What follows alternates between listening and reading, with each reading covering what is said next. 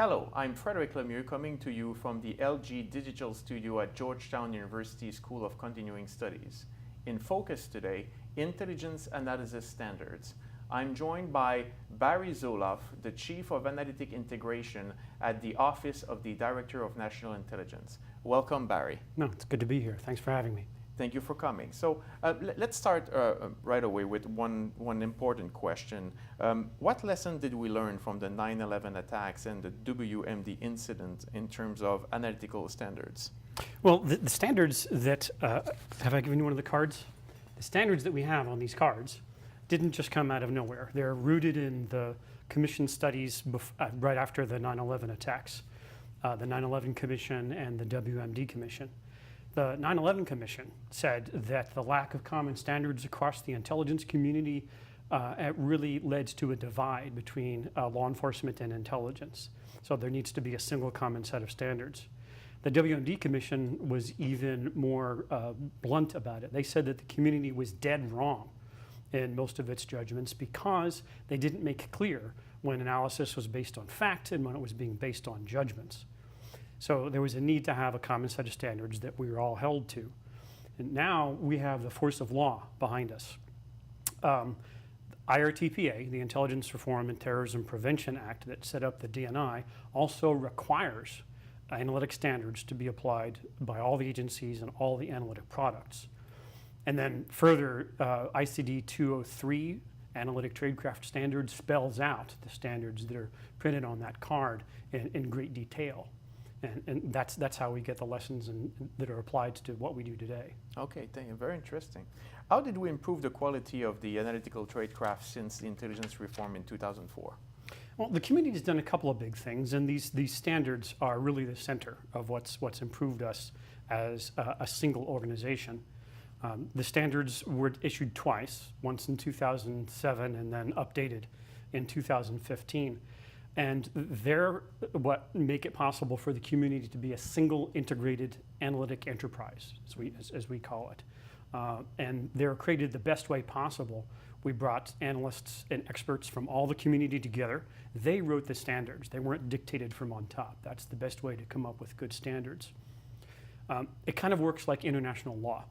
In international law, the only thing that ever actually gets put into effect is what countries are willing to do, what countries are willing to agree to do. There's no international police, although the UN sometimes thinks it is. Same thing with the standards. There's no tradecraft police, but because the agencies helped put those standards together, they graded them themselves, they have buy-in, and this is what the community is willing to adhere to themselves. It's the core of tradecraft. It's built into what we do when we produce intelligence analysis in all the elements, all across the intelligence community, law enforcement, defense, foreign, and all across the enterprise. And now they're also applied to what we call our mission partners, people who are not technically in the intelligence community, like Transportation Security Administration, Customs, Border Patrol. They are adopting these standards as well, although they don't have to by law. And we've expanded them also to our allies, the Canadians, the Brits. So we must be doing something right because they're expanding and people being willing to be able to do this.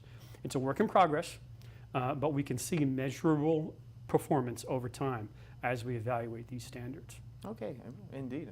And according to experience, because we know that those standards are there to try to limit, if you want, biases in the judgment of analysts. So according to you, what are still, the remaining most important cognitive biases that intelligence analysts may still face?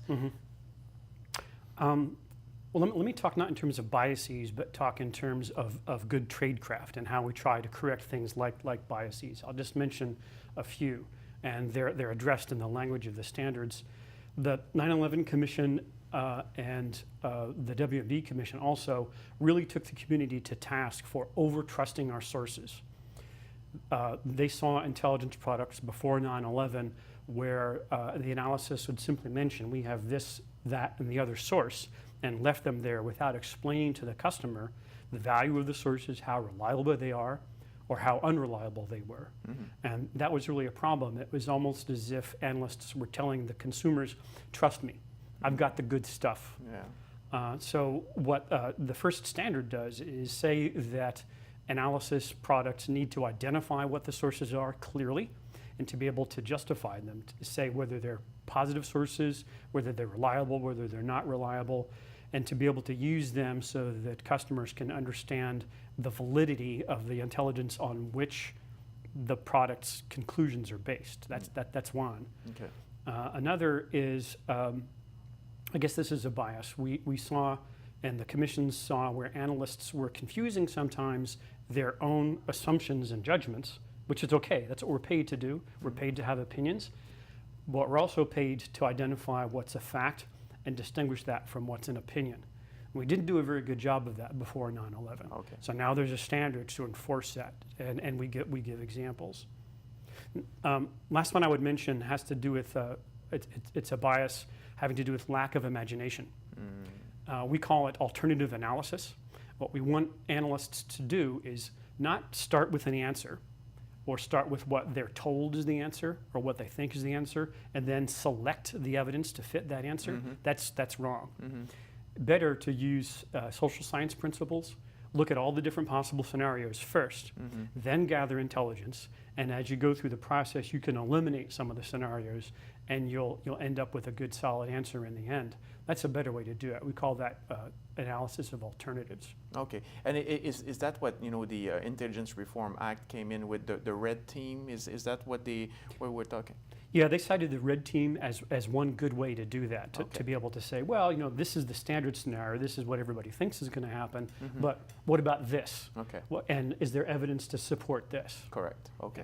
Yeah. And my last question to you is, you mentioned before that there's no necessarily mean to enforce those standards because there's no police but how do you make sure that it is reinforced to intelligence analysts? Yeah, that's a good way to say it, reinforced rather than enforced. Yeah, we're not the tradecraft police. IRTPA, the IRTPA, says that there needs to be a individual or an office that's responsible for looking at all the analytic products across the community, and the term is evaluating them against these tradecraft standards. Now, there are thousands of products. We can't look at everything, so what we do is we do a representative sample from every agency, every product line. And we have a team that looks at those. There's a double-blind study. 2 people look at it. They apply the standards. They give them scores. There's a quality control step that goes in there to make sure that it's not a wild guess. Yeah. And then over the course of a year, all of the scores that are done on individual products for agencies get rolled together into a report for the agency. Tracking their progress against all of those 9 tradecraft standards. Okay. And then they get historical scores over time, so you can see how they either improve or in some cases they get worse. Then people like me, we go right to the agency heads and we personally brief them. This is what your agency did over the past year. And then we do a big roll-up. We report to the DNI, Director of National Intelligence, how all the agencies are doing. And then we give a formal written report that we're required to by law to the Congress every year about how the community is doing in terms of that. Okay. The last thing we do, I'll mention, is we do a positive step as well, is we work those standards into the curriculum of schoolhouses all across the community. Okay. For FBI, DIA, CIA, they all build that curriculum into their training. I see. And we run a course called Analysis 101 that's available to intelligence community analysts, to our federal partners, to federal, state, and local police, and then now this past year to the allies, the Canadians, the Brits, the Australians, and the New Zealanders. Great. Well, thank you, Barry, for sharing your insight. It's been a pleasure talking with you. And thanks to everyone out there for watching. Stay tuned for more from the LG Digital Studio at Georgetown SCS. Well, thanks for having me. This has been fun. Thank you.